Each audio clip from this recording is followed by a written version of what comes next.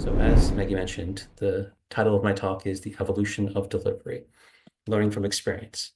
First of all, who am I? So my name is Hitesh Shah, as mentioned, founder of Speed and Balance, my consulting company. My high-level resume stats are on the screen right now. 25 years of experience, professional experience, 20 years in financial services, a lot of years as an engineer, quite a bit of years as an agilist, and a whole bunch of years leading engineering teams. Most important to me, though, is the last one there, lifelong learner.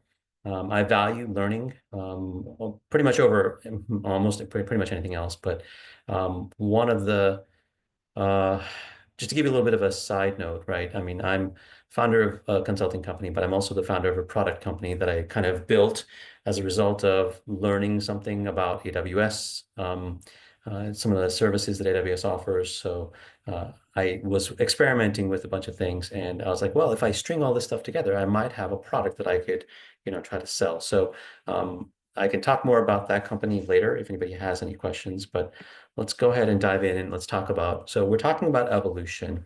Um, some of the things we're going to cover is basically a timeline. What has delivery looked like in the past? What does it look like now? And what I think is in the future. I'm not going to say that I'm right, but this is what I see based on my experience and what I'm reading online.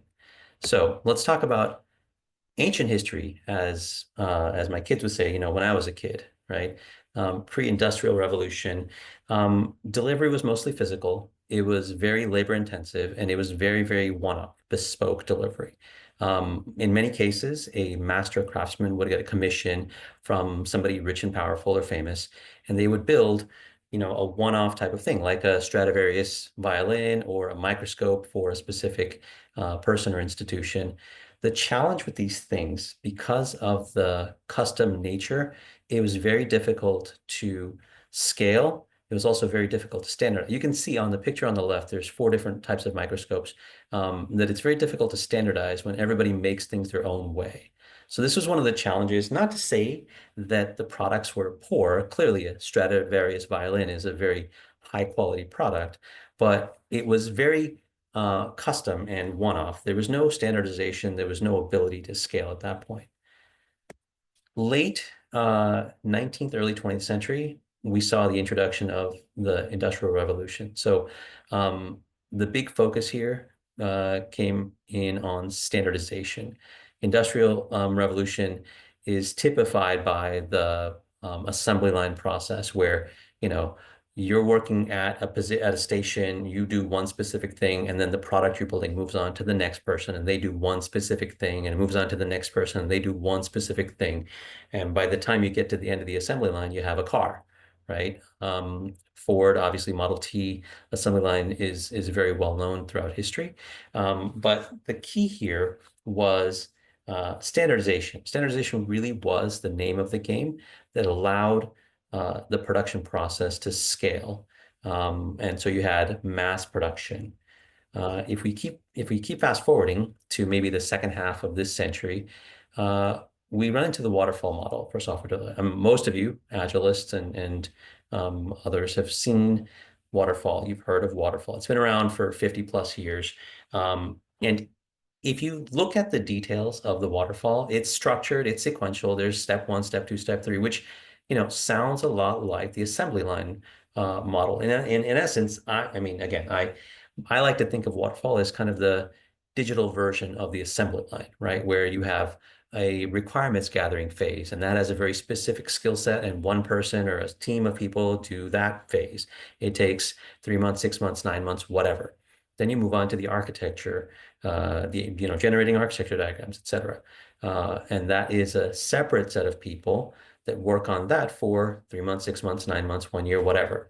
And then once that's done, you hand off to the next team, and then the next team, and then the next team. And finally, when you're done, you have a product. Very much like the assembly line, very much like the Ford Model T assembly line of production on the previous slide. Clearly, there are challenges to the waterfall model. We've all seen it as practitioners.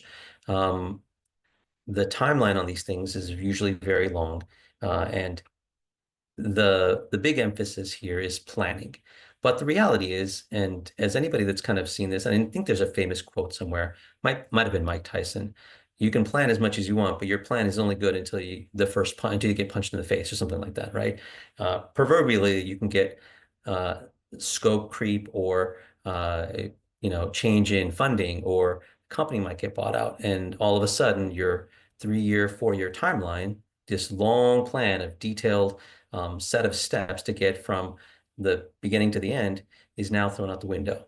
More common though is that if it takes 4 years for you to build a product, or 2 years, or 1 year, or whatever, if it takes that long to build a product and you don't launch anything between the time that you start and the time that you're done, your business customers might not want what they thought they wanted a year ago, or competitors might have moved into the market. So there are reasons why waterfall kind of falls apart in a lot of instances. I'm not saying that waterfall is never a good choice. There are certainly cases for waterfall in very specific scenarios, but in a lot of instances, it's still a little bit difficult to kind of follow the old assembly line mentality and do projects in waterfall.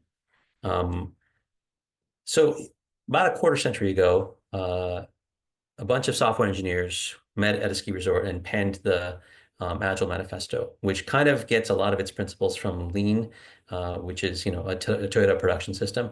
The Agile Manifesto has 4 main principles. Those are the 4 that are on the left-hand side. And then, I just grabbed a diagram of the Toyota production system for the right-hand side. But the focus for these changes was, you want to deliver iteratively and you want to eliminate waste. Anything that doesn't add value is considered waste. So you want to emphasize delivering smaller chunks faster, which is not to say that you as a team move faster when you're agile or lean.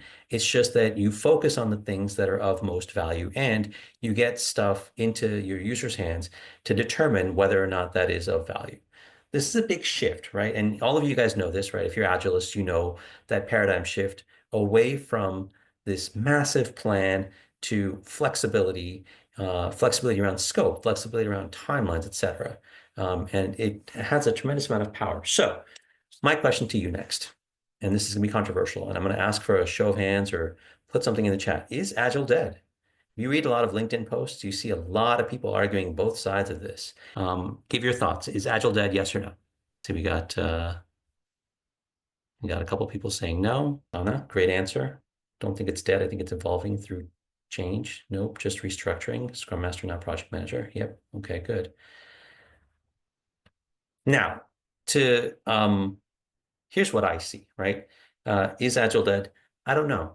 But there are certainly reasons why it has the power to stay alive, and that is transformative power. Clearly, Agile and Lean delivery have transformative power. We've seen that organizations that adopt Agile and get value into their customers' hands tend to have a lot of followers, and they do very, very well. On the other side, it's very easy. Anybody's cousin can go and get a PSM, CSM certification and come off looking or sounding like an expert. We as Agilists, and I'm guilty of this myself in the past, right? We use words like mindset and culture, and it's tough to sell those to somebody that's in the position to make financial decisions about what to invest in, how much to invest, et cetera. And then you have other things like executives that they don't want a long journey. They want to see an end to whatever they're funding. So it's tough to say, oh, well, we're still learning. We're getting 1% better every sprint. We're getting 1% better every month, whatever. They want to be able to say, okay, we've done the transformation. We're done. We're agile now. There's also the traditional rebranding of waterfall terminology using Agile methodology. I know somebody said earlier, project managers are now Scrum Masters, or Scrum Masters are now project managers.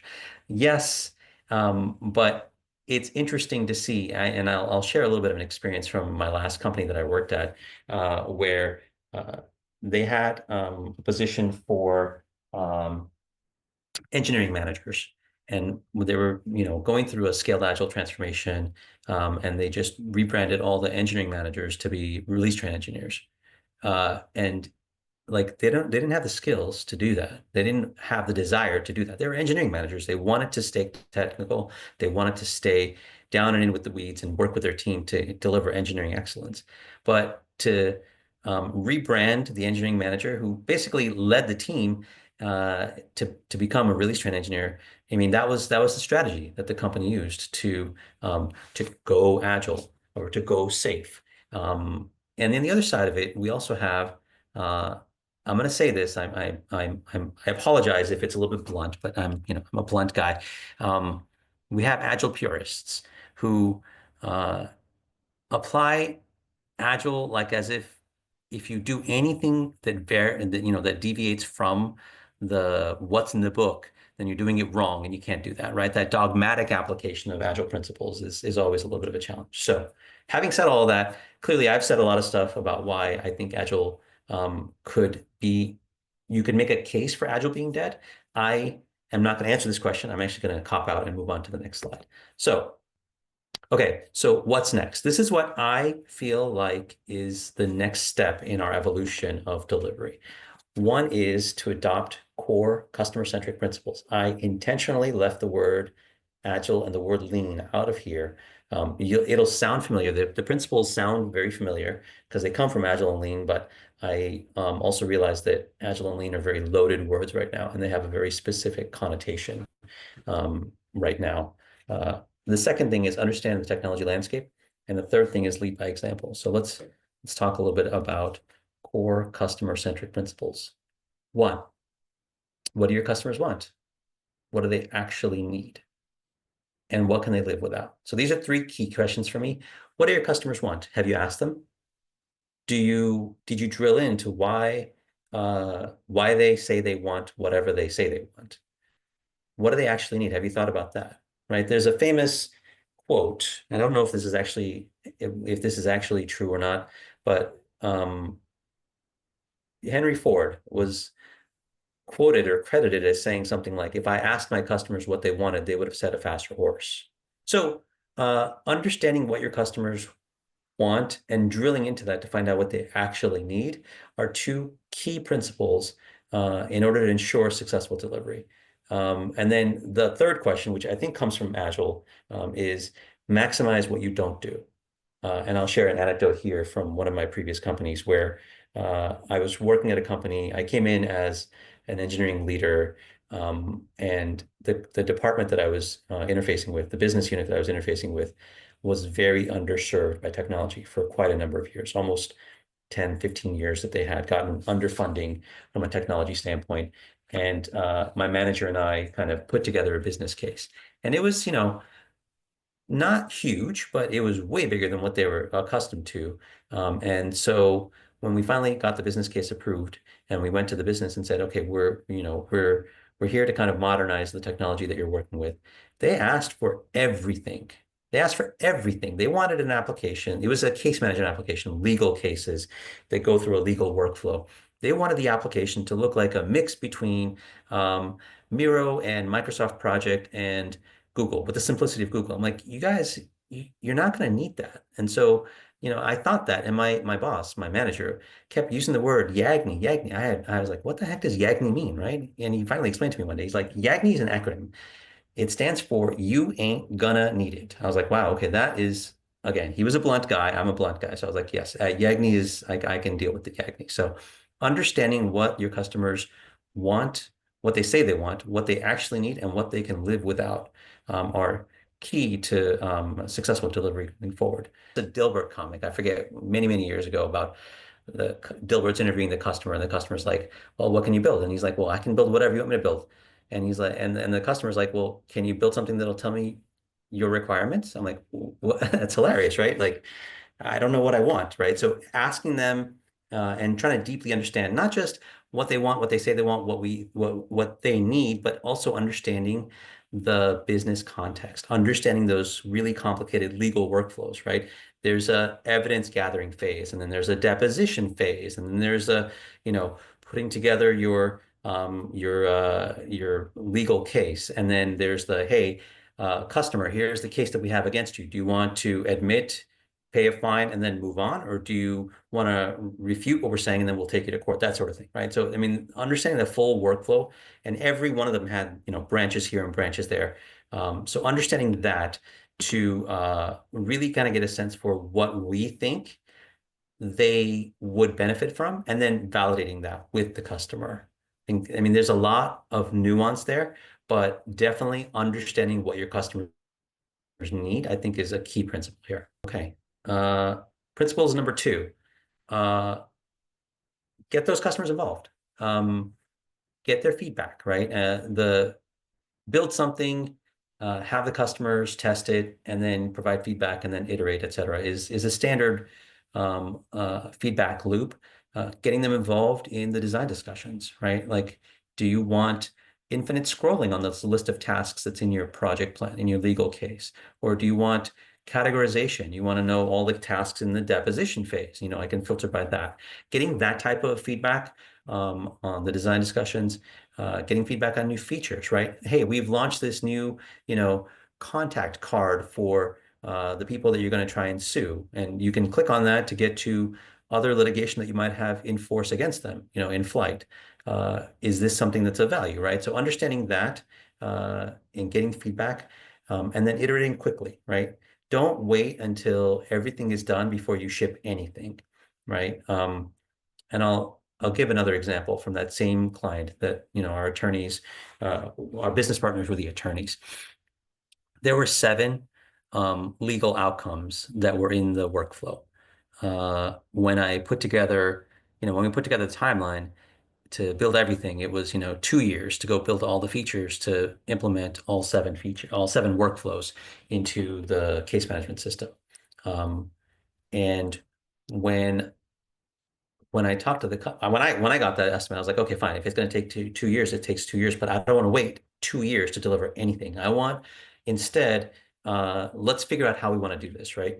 And the easy answer is, well, we'll just build feature by feature. We'll deliver one feature at a time, and then we'll get the feedback on that. That's fine. In most instances, I would agree with that. But knowing my customer, knowing the fact that there were attorneys that were tech averse, risk averse, and really change averse, they're attorneys, right?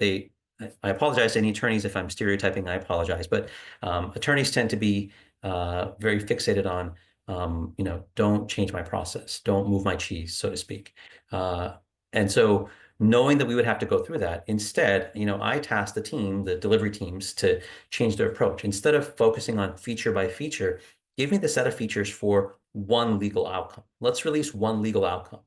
Yes, it won't be as fast as soon as I would have liked. It wouldn't have been delivered in 2 weeks after the end of the first sprint, but we were able to get the entire legal outcome done in about 4 months, the first one.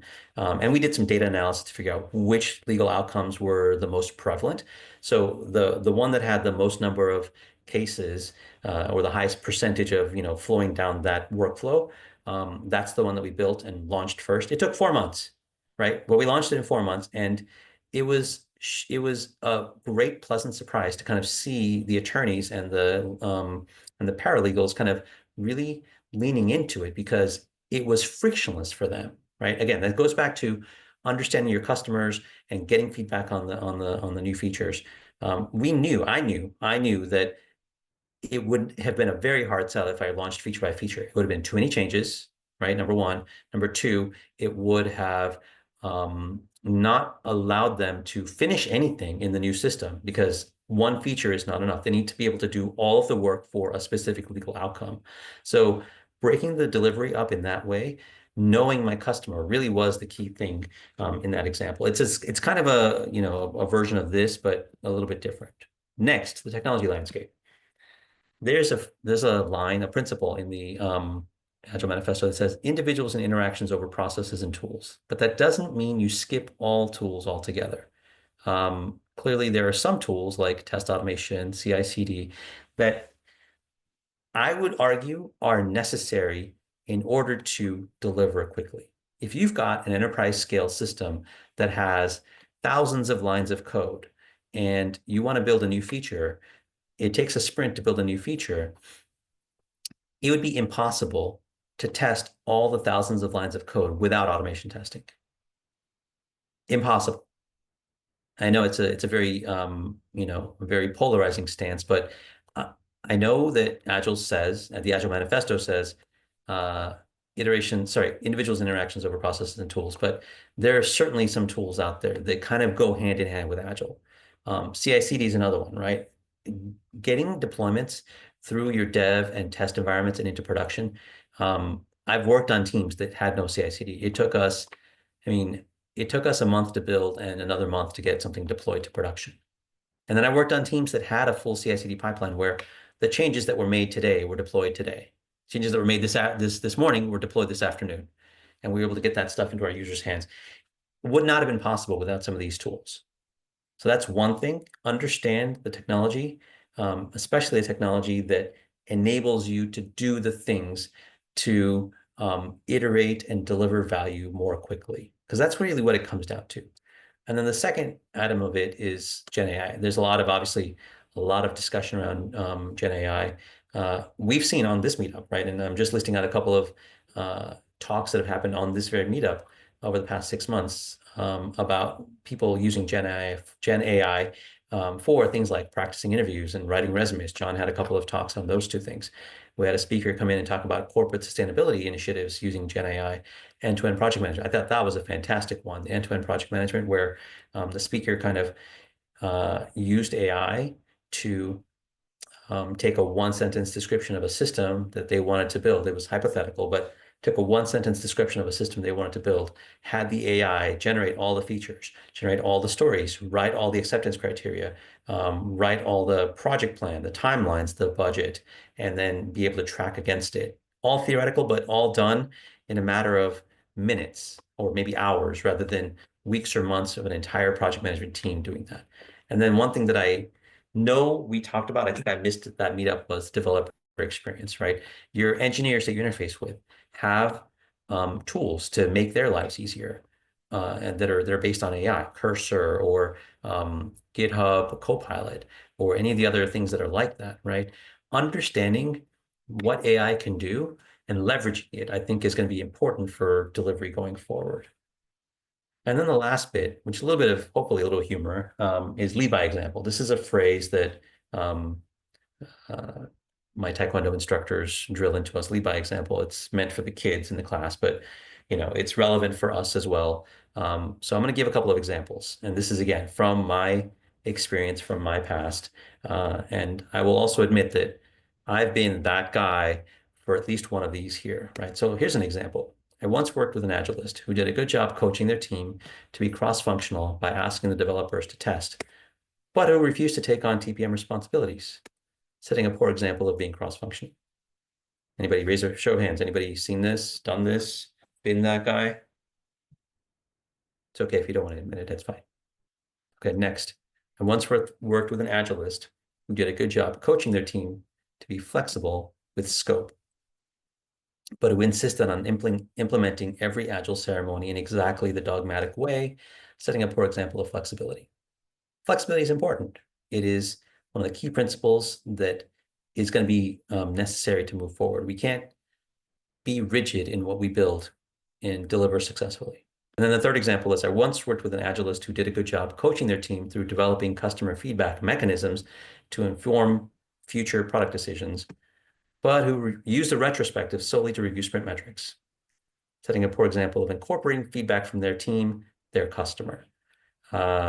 This was a great one where they basically just reviewed the metrics saying, oh, here's our velocity, here's our burn down chart, here's how many points we delivered, here's how many stories we carried over, here are the test automation metrics, and here's our backlog depth, and et cetera. And that's it. That was the end of the retro. Like, well, what about, did you ask the team how they felt the sprint went? Is there something that you feel like that they feel like they would like to start or stop doing to make the next sprint better? Nope, not interested in that. So that was a good example of a poor example of incorporating feedback. Couple of quotes here. Agile is as, to paraphrase Forrest Gump, Agile is as Agile does. And then I think it's Gandhi that had the quote of be the change you want to see in the world.